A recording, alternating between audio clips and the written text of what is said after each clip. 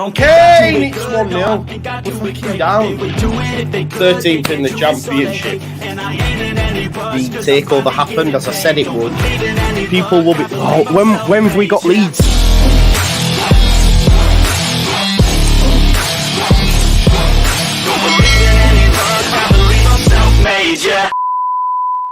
Now then, people, welcome back to the Just Joe Football Show. And another 3 points for Leeds United, this time on the road at Hillsborough against informed Chef Wednesday side. I'm just seeing now Daniel Farker-Rutter giving it the yay.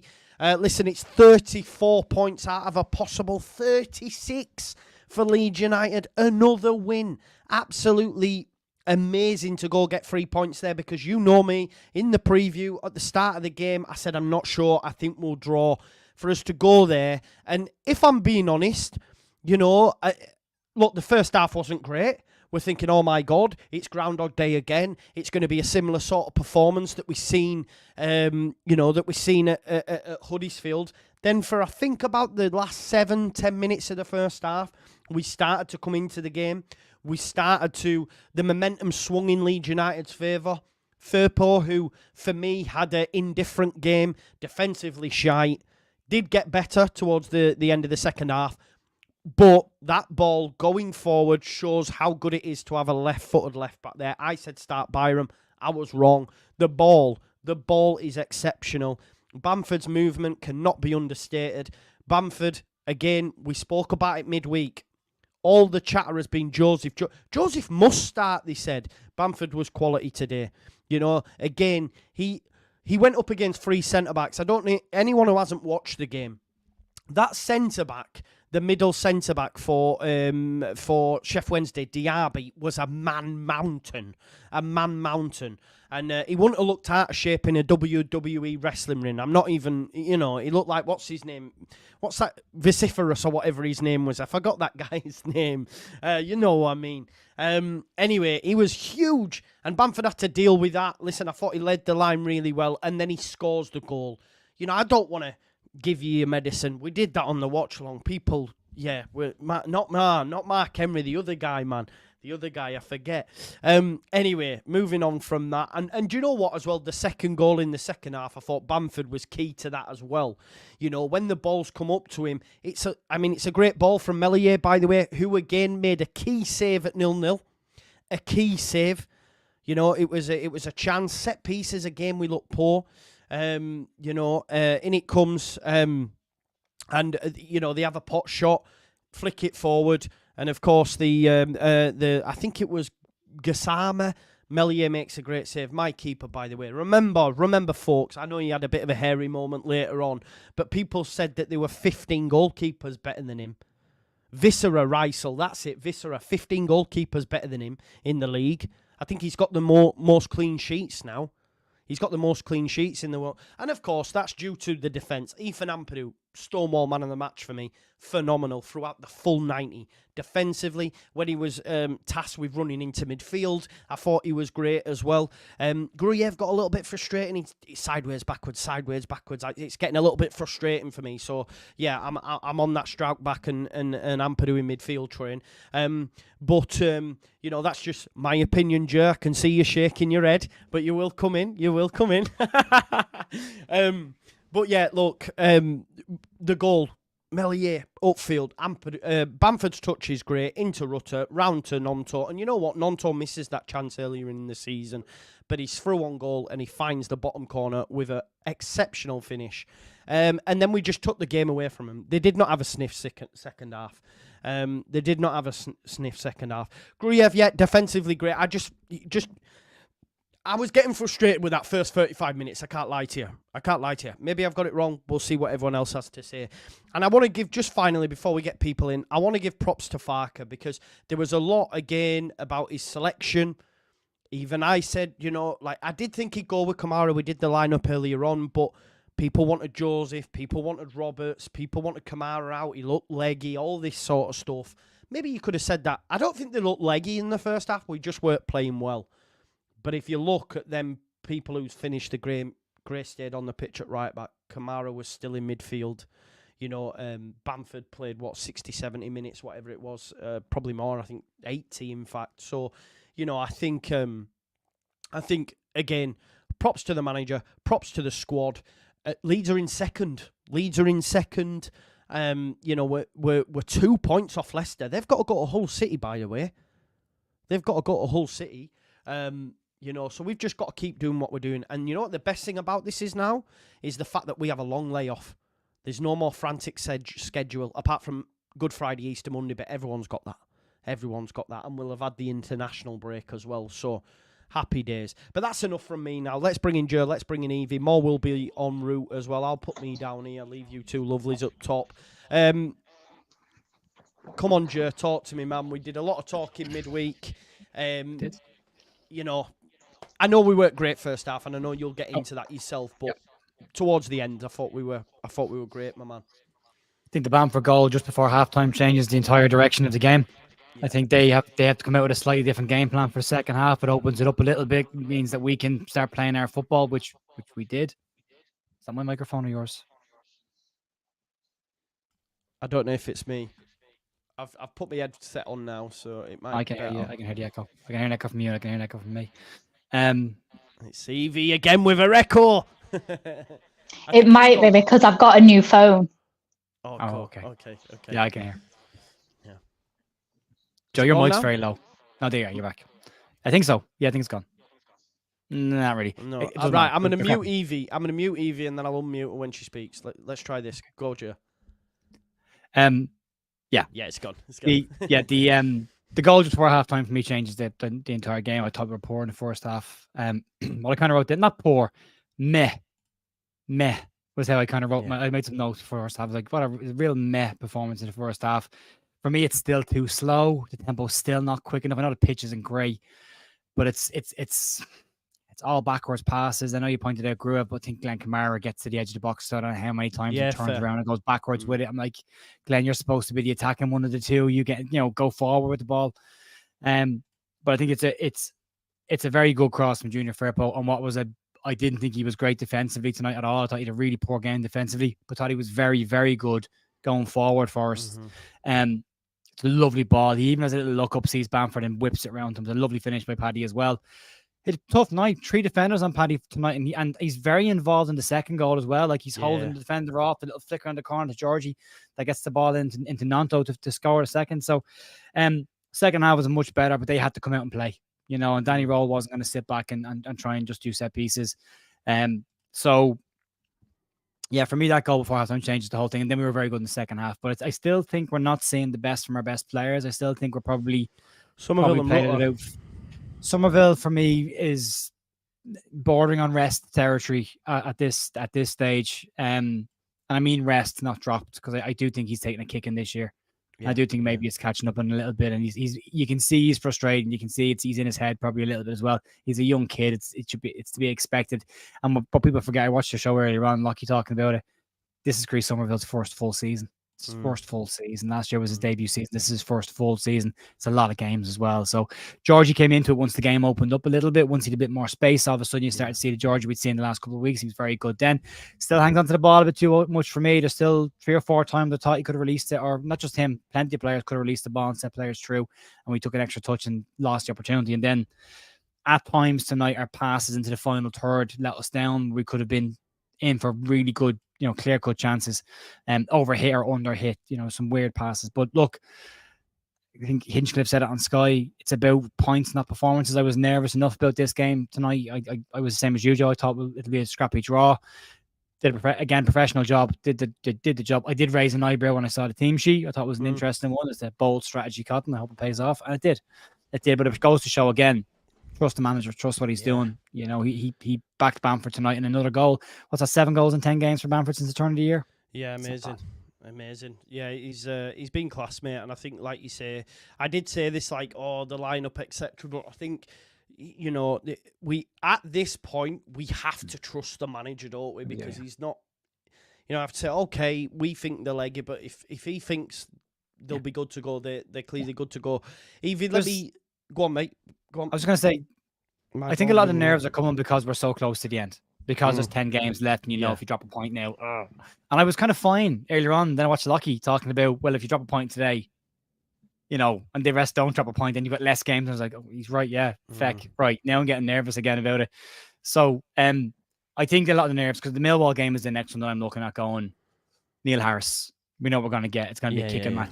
So that's all. Like earlier on the season, you wouldn't have batted an eyelid, but now because you're getting so close to the end, you're like, oh, you can't afford to slip up. It's so close. It's so close to being there. So yeah, it's amazing. Oh God, I've removed you there by accident, Evie. Sorry. Let me unmute you, Evie. How did you find it, love? I'm gonna say you've muted me. Now you're getting rid of me. Just tell me you don't want me to be here, and I'll go. No, I thought it was hard game. It was another hard watch. It wasn't beautiful, scintillating football. It was tense. It was irritating, aggravating, frustrating. I was screaming at the TV to just do everything with a little bit more. And it's been the kind of the tale of the past maybe 3 matches of we're just doing everything like we did in the beginning, but we at least know what we're doing now. Whereas obviously in the first half of the season, everybody's still learning the tactics, whereas now everybody's aware of them. But it was just one of those games where, you know, Joe's spot on. You know, the goal at half time changes everything. It changes the entire team talk, because I imagine the team talk would not have been very nice at half time, because in all honesty, Sheff Wednesday had the better chances. You know, they'd had more shots on target, corners. You know, they'd done everything more aggressively. And I understand that aggressive isn't necessarily us, but it's the urgency that annoys me. And Kamara today really frustrated me, and he has done the last few games. You know, when I saw that it was him in the box, I think it was in the first half, and I just, you know, I've said on here before, you know, if you're not going to shoot, get out the box, because you're just taking up a space that somebody else could fill. And he kept on getting in really good attacking positions, but you know that he's not going to do anything. Yeah, he's just going to pirouette and go backwards. And sometimes that's great if you're running into trouble, but not so much when there's actually a really positive chance of us getting something from that movement, and he just slows it down. I don't like the slow pace. I don't like slow throw-ins. I don't like that we basically allow the opposition to get into their defensive positions by the time we were ready to take a throw in. And I don't even know who it was. Was it Firpo that did that really long throw in the second half? I think it was. It was really fast and really long. It almost led to something. I was like, if we can do that, why don't we do that more often? Because that's how all of these bottom of the championship teams get goals, via set pieces and long throw-ins. So if we can do it, why can't we play them at their own game? You know, we were lucky with that goal on just before half time, but you know, the second half, I thought we dominated them. They had a few chances, but not as many as they did in the first half. I think, you know, people leaving and things, you know, because I think had they have kept on 0-0, more people stay. But because we got a goal back, I think a lot of people could just see that there was only one way that this was going. But I just like shout out to Sheff Wednesday that I preferred playing them than Huddersfield, because they did attempt to play football. They weren't just hacking. You know, they did some dodgy ones, but that's to be expected. But they were actually attempting. I thought he was actually really good, which I don't know, it kind of gives me the shivers complimenting a referee in this league. But I thought he was spot on. Really enjoyed it with you know, I think Krieg committed more fouls than he had shots today. You know, threw a couple of people on the floor like he did in the Leicester game last October. But yeah, for me, he should have come off a lot sooner, a lot sooner. He was, you know, you're bad when you're one-on-one with the keeper, and somebody who earlier on in the season has such brilliant decision making. Great save though. I think it is, but he should go across. He made it easy for the keeper to save. Had he go across, you know, you don't go at the keeper when you're in a situation like that. You go across, make the keeper make a better save. It was a fair. good save, but he should have, you want to force him to make a better save. So yeah, his decision making, and it hasn't been for quite a while now. And I think we all feel a bit uncomfortable actually admitting how poor Somerville has been recently. If it was Nonto, if it was Dan James, more of us would be shouting for them to be rested, drop it, dropped, call, whatever semantics you want to choose. More of us would be shouting to do that. But because Somerville has been so good for us, it does make it uncomfortable to actually admit that he needs resting. Yeah, I think one of those people that thought he's done a lot this year to deserve a break. In terms of it's other people need to step up as well and help the team to get across the line, because he did it when we weren't good early in the season. And he's entitled to a little bit of a bad run of form, and every time he's had these little runs, he's come out with them. He's and he's been flying. I think if you're Farke, you're going, I'll leave him on 5 more minutes because that's the moment. If he gets something, then he's going again. You're kind of, you can understand to a degree why he's doing it. But I was the same as Evie. I was thinking if anyone's coming off at this point now, it's probably Cree for Dan James to try and change it. But then we got the second goal, and you're like, yeah, maybe we can get away with it now. Don't need to. But I do understand what you're saying, Evie. But I do think the manager's in the back of his head thinking, same with Rutter, he'll get a moment. Maybe it takes. It'll just be a moment. And I genuinely think with Somerville at the minute, he just needs to find that chance. He just needs to finish a chance, and when he does, it'll start again for him, and he's probably snatching at chances and all that. And if you think about it, he opens his body up so wide that's very obvious where he's. He nearly tells the keeper where he's putting it instead of now. When early in the season, he would have gone opened his body that way and flicked it that way. Yeah, of course. But he doesn't because the confidence isn't there. He's going for the obvious one, but the keeper's read that and he's just gone down and made a really good save. Yeah. No, agreed. Like I say, I think the Huddersfield game. Let me just mute Evie again. I can hear it. The Huddersfield game is he's hit the post, and then obviously he had that. Do you know what though? What I will say, I think it came on him quick. I don't know. I think we're being a little bit harsh on him for that chance. Just my opinion. I think we're based on early season form. I think because you saw him score those goals there in the season, you're like, yeah, that's a chance. And it's a big chance. I mean, if that's against us and Melier saves that, you're saying that's a massive save. It's a massive save. So he should be. Let's talk about Melier then, because obviously he makes a great save in the first half. He almost fumbled one in the second half. Horrible bounce that took a wicked second bounce. I know. And Ampadu came round. Ampadu was everywhere tonight.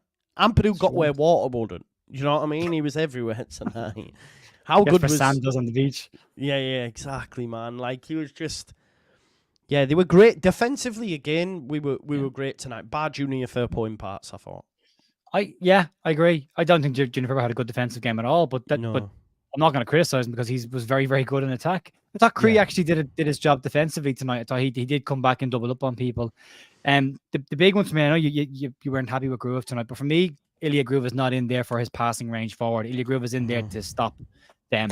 And I thought, especially in the second half, I thought Ilya Groove was very, very good defensively, making tackles, closing people down when we weren't closing in the middle of the park down. Groove was everywhere. But I thought Ethan Ampadu and Joe Roden had a cracking game. I think as a defensive unit, so your keeper, your two centre-backs, and your six with Groove in front of them, I thought they all did their job very, very well tonight from a defensive perspective. So, yeah, very good. Melee, all he has to do is stop that ball. And you say this about keepers as well. As soon as a shot is taken, as a striker, I would have always ran straight at the goalkeeper. As soon as the ball is kicked, I'm running straight at the keeper, because if he fumbles it, I'm in. It's a goal. It's a tap in. But you say the same thing to your defenders of when there's a shot taken, get to your keeper as quick as you can, because if he drops it, you're there to smother it and kill it. Ethan Ampadu does his job very well. Yeah. It's a good save from Elliot because it takes a nasty bounce on a pitch with not a lot of grass. That's a bobbly surface, and he gets the first touch on it. And then Ethan Ampadu does his job and cleans it up. So he's there to cover his goalkeeper, which is his job, as Roy Keane would say. He did his job. 100%. I think, like you said, that's something that Melier gets a lot of flack for some of the chances earlier on in the season, but I think a lot of it is due to the fact that when the ball has been spilt, our defenders haven't reacted. At least today, Ampadu reacted and cleared it off the line. Luke, you've just joined us, mate. I know you've had a few issues with your computer and whatnot, but talk to me, mate. I did play I played the voice note that you sent me during the match. I don't know if it came through, but yeah, we were on the right side of history again, my man. We're not. I should have. I'm gonna have to put fucking lottery on this week because I predicted 2-0 before the game as well. You did. Yeah. You did. So yeah, mate. Look, we didn't play all that well. I don't think. Again, second half we were good. I thought we were better, but I still think we're miles off what we can be and where we have been this season. But look, the good teams that have gone up through history have ground out these results when they're not playing at 100%, and we seem to be doing that at the minute. Stoke, not pretty. Huddersfield still got a point. You know, it's looking positive. And you know what? I don't think this break could have come at a better time for us. We've got a big break now till Millwall. We've got 9 days, and then we've got the international break as well. So I think it's a good time for us to reset and focus on the. What have I said, Joe? Sorry, no, continue. I'm reading something. I'll tell you in a second. Sorry, continue. I thought I'm not that funny. Christ, I've only had 2 beers. Hilarious. But yeah, just that pretty much. I'm really happy with the team's performance. I thought everybody was good. I don't think anybody was particularly poor. I think it was a good ground out performance. There was a lot of tired bodies again. I felt out there, and Rodon putting his body on the line. Ampadu had a great game as well, and Melia. But look, I don't think anybody had a poor game by any stretch. But all working for each other. It's nice to see that cohesion between the team, and even when things aren't working, because that pitch weren't great either. By the way, I don't know if you've mentioned the pitch yet. But yeah, it didn't suit us at all. And yeah, I'm more than happy with that. If we can play that way and win 2-0 every week until the end of the season, I'll be an happy lad. 100%. Yeah. I agree, mate. I think I was saying on the watch along, I think now I look at it and think, well, we've only got the Easter games, and I think Sunderland midweek. But outside of that, it's very much, like week after week, which means for me, and we've got home games in there as well. And the pitches will get better as well, and the weather gets better, and it suits their style of football a bit better. Get through this crappy phase. Because you can roll mud, but it's still mud you're playing in, and that's what Sheffield Wednesday's pitch was tonight. It was flat and mud, wasn't it? And that's you're just gonna sink into that when you're running around this heavy pitch. Yeah. The thing I was laughing at was a guy called Andrew on Twitter, Irvine LUFC, tweeted, "Fair play to Joe Rodon for headbutting Firpo and factory resetting him." That. Team player, yeah, brilliant. I seen that as well during the game. It was class. Amazing. Let me just get some super chats in. OC Brody, big up, mate. He says, good job, Farker went with the old head. Yeah, exactly, yeah. Seniority, man, getting in just because he's old. He was phenomenal. Who knew, Joe? I know, right? Strange Name says, good teams win bad games. That is very true. Big up for being a member for 19 months as well. Sean Healy says, Rodon put his body on the line for the team. Love it. Rich Mid Gaming says, poor first 30 minutes, but great result. I think I agree with that. We even if you look at the momentum graph on SofaScore from that last 10 minutes of the first half, it's just all Leeds. So flying. And Jamie Farrell with the super chat. I do just want to run through some stats here. Like, it's crazy. Like, so. Leeds are now unbeaten in 13 Yorkshire derbies away from home in the league, stretching as far back as February 2018. Kings of Yorkshire. Leeds have now picked up 10 more points than any other championship side in 2024. Leeds' points return of 34 is also the highest in England's top 4 tiers in 2024. Leeds have now gone 12 league matches unbeaten from the start of a calendar year for the first time since 1969. And also Leeds have conceded just 28 goals after 37 league matches this season. Leeds have only ever conceded fewer goals at this stage of a campaign once before under Don Revie in 68-69. Evie, I'm going to come back to you. Hearing that, like, it's phenomenal, isn't it, what Daniel Farker's done with this team and where we're at. To think how far we're off. We're now just 2 points behind Leicester. I know they've got to play, but 9 games, that title could still be on, Eva.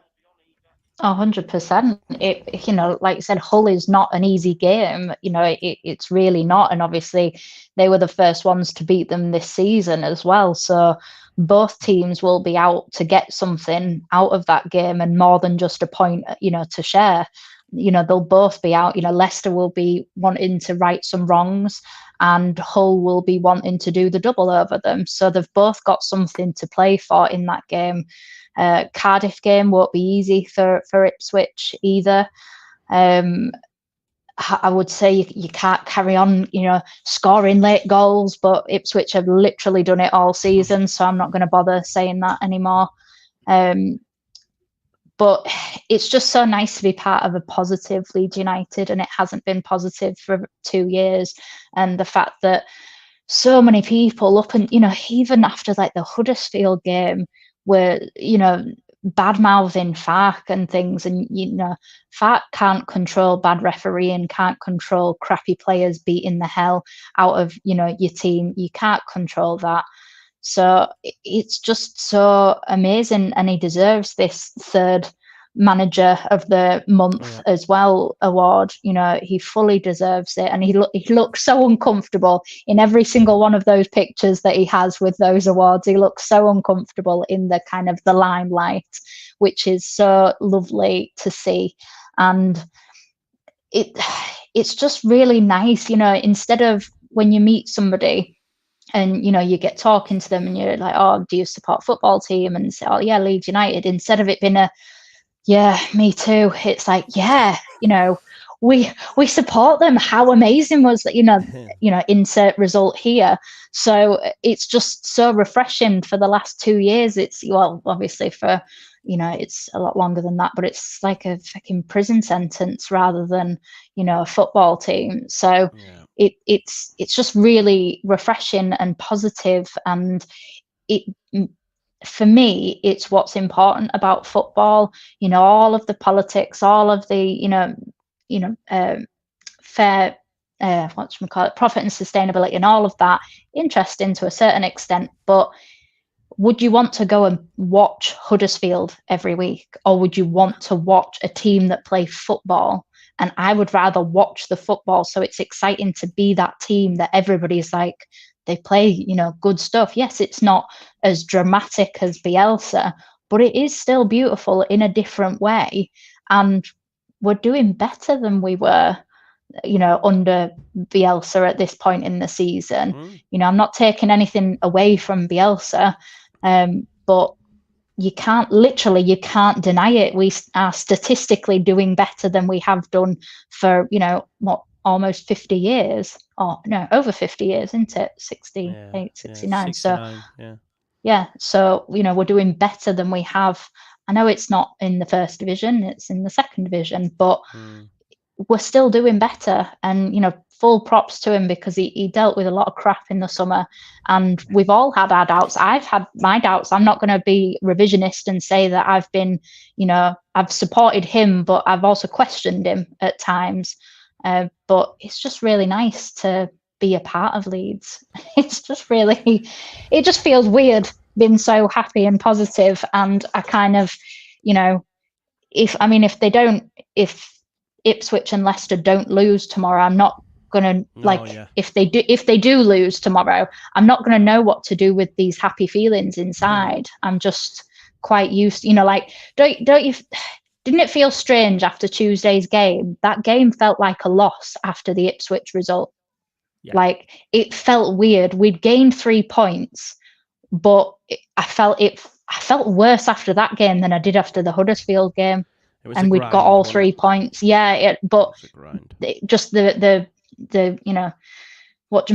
Leif Davis just doing it against us.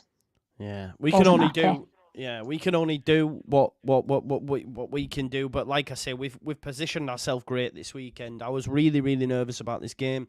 I thought we would drop points. I said 1-1, and I was just buzzing to see. It did look like it was going that way, but like I say, we really turned it on in the second half. Are we going to be like that till the end of the season, Joe? Is that natural in the position that we're in? Are we going to go into every game with that nerve, with that? I think we will. I think we will naturally, until it's cemented. And because this season's so close, usually by now there's a team already promoted. 100%. At this stage, do you know what I mean? There's a team already run away with it and already promoted. Usually. So are we going to go into every game now? If Ipswich win tomorrow, are we going to then go into every game and say, "Oh, it's going to," do you know what I mean? And have the same nerves. It's bloody Millwall at home, and I mean that is a bit of a banana skin. But the long and short of it for me is if you'd have told me we went into these last 3 games with 2 Yorkshire derbies away from home and Stoke at home midweek and taken 7 points, I would have snapped your hand off. 100%. No, you bang on, mate. And I mean. You are, mate. You always are. You're a different man now than you were 2 hours ago. Fucking, I was biting my nails on Not Another Leeds podcast earlier. I was so nervous. I'd been to the gym. I did all my usual rituals for when I'm not going to a game. I have to go to the gym, release some nervous energy, and then I had a beer. And I thought, it's still not working. Still not working. They're still there. And a few more. Yeah, I love it. Vic says Luke, the most knowledgeable baldy. There you go. Hey, I don't know about that. Hey, it's a close. I've had mine tinfoil today, so mine's smoother. So I'm the baldest. So I'm not bald. I've just got very fine hair. So, Yeah, man. Eve, you're putting us all to shame, ain't you? Folks, I mean, my man of the match tonight was Ampadu by a country mile for me anyway. I thought he was phenomenal tonight. Does anyone else have any sort of special mentions they want to make? I liked Groove tonight. I did like him defensive. I think we watched the game with a camera ahead and watched the defensive stuff that he does tonight. He makes some very important tackles. He breaks up an awful lot of moves. When he seems to have this really good habit of not just winning the ball at times, but turning players around. If they're running towards the goal, he get underneath them and he gets around them. Next, all of a sudden they've done a little U-turn and they're facing the wrong way. And then somebody else comes in and doubles up. I thought he was very good tonight. I think it's the best defensive performance in the last block of three games for Groove. I thought he was starting to look a bit tired as well, but I thought he was very, very good tonight when he needed to be. I thought Archie was very good at right back. Very, very good again. Very solid performance, very mature performance from him as well. I really think Joe Roden had a really standout game as well, because that's a massive clash of heads early on. Bust as I open. I keep saying it. That man. I was panicking, mate, thinking that he might concussion 10 days. Yeah, we need Stroke back because we need cover. We really need cover in there. So when Firpo and him went down, I was like, oh, you're looking at Cooper and Roberts coming on. That's changing the whole back line early now. That's a big change. But he's made a steal. The man is made of absolute steel. He's been a phenomenal signing for us. And to keep putting his head in on things after getting a whack in the head. He gets a knee in the head off one of the middle of the players later on in the game where he goes down low and heads the ball and he gets a crack of the knee in the head. Just gets on with it, gets up and gets on with it. And I thought he was very, very good. George in the second half was very good as well. I'll give him a bit of stick in the last couple of weeks, but he's not been the same. But he was very good in the second half. Again, once the game opened up, all of a sudden you start to see what he brings. He was very good. I was just going to say that we've gone on about how ineffective Georgie and Crescencio have been in the last few games, but that's because they have, we've been over and over it that they've been tight. The defenders have been tight to them, and not just one defender, two or three usually. Once the game opened up a bit, we saw more of the old Georgie, didn't we? And Cree actually. He still can't finish his dinner, by the way. Georgie, he's not a finisher, is he? What about that chance, first one? Bamford, he gets Bamford slit and he sliced it. It nearly went for a fucking corner. I'm like, oh my God. I think, do you know what? I think that's a part of his game that will get better as he comes on. Because, I mean, Hinchliffe said at 1 point, 6 goals this season. Then he goes, before 12 or 13 assists. And you're like, that's why he's in the team. It's for the assists. It's the rest of it. If he scores a goal, we said this at the start of the year about Dan James. If they score a goal, great. That's a bonus. But that's not why they're in there. They're in there for other attributes to do. His assists have been phenomenal this season. So, and again, he gets an awful lot of attention from opposition. So if you're smart, and Glenn Kamara's runs tonight were very good. But again, to Evie's point, when he got the edge of the box, he turned around. But if you look at Georgie when he comes in, he sucks 2 players in. Next to Glenn Kamara sprinting into the space that Georgie's created. It's just, he's not a goal scorer midfielder, is he? We need a goal scorer number 8 as well. I think that's where Archie, for me, steps in those positions and goes for goal.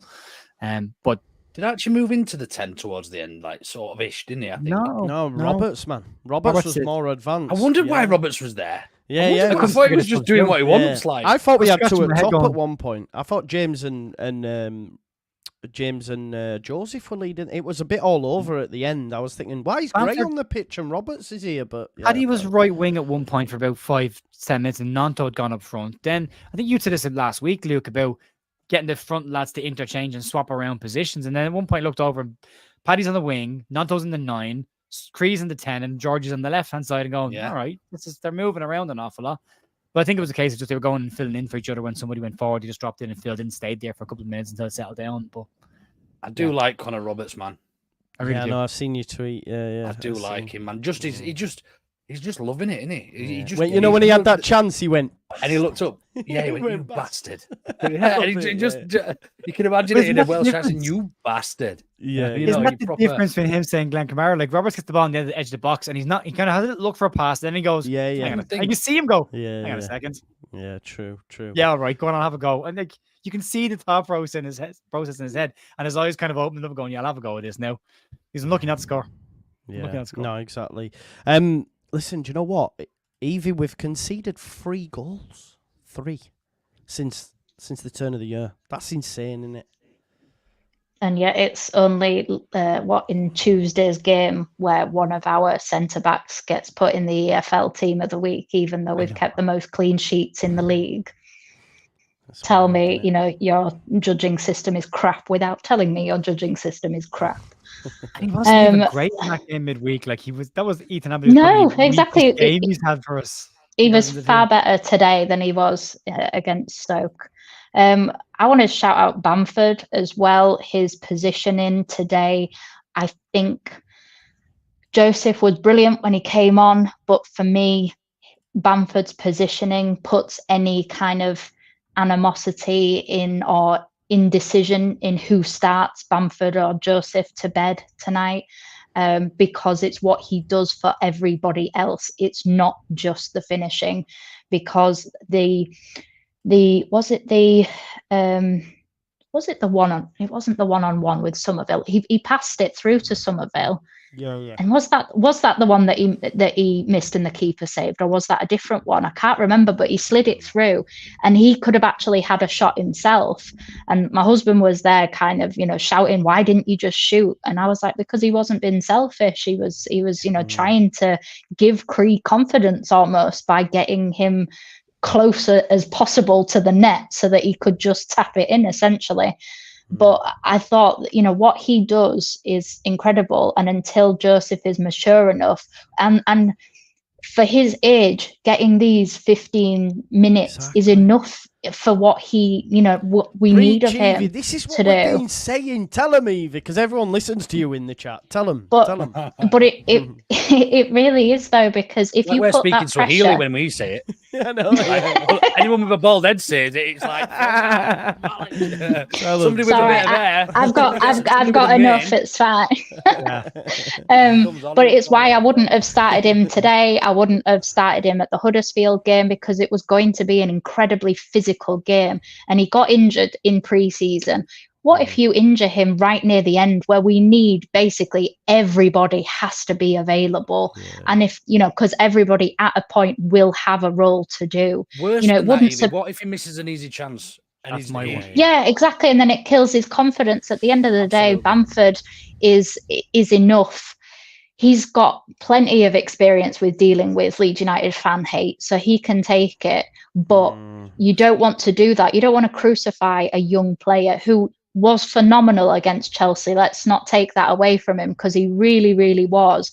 But it doesn't mean you should. It's different from playing Chelsea, a team who are going to come and attack but play football. Whereas, to give credit to them again, Sheffield Wednesday did play more football today than Huddersfield did, but they were still incredibly physical. Very easy to do an off-the-ball tackle on a young player, and it not be taken upon. And that's him injured for the rest of the season.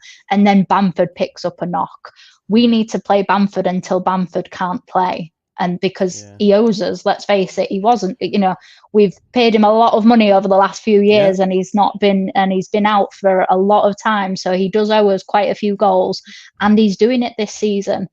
I would love to see the stat as well for Joe Rodon, as how many times he's touched the ball with his head versus any other part of his body, because I can guarantee he's touched the ball with his head more than anything else.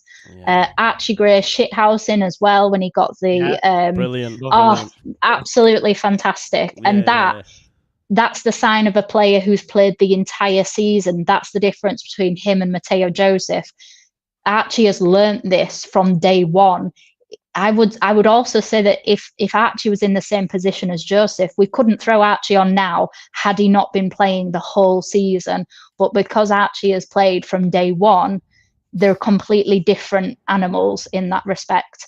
Joseph is still coming in, Gray has been part of this team from the beginning of the season. Archie also took his chance in pre-season as well. Did. Don't forget, he really did. He got injured. Well, he didn't get injured. It's a bit like the previous pre-season. He got injured after that horrendous John McGinn tackle. Marsh would have used him. He would have been. Yeah, he would have been used. I'm not getting.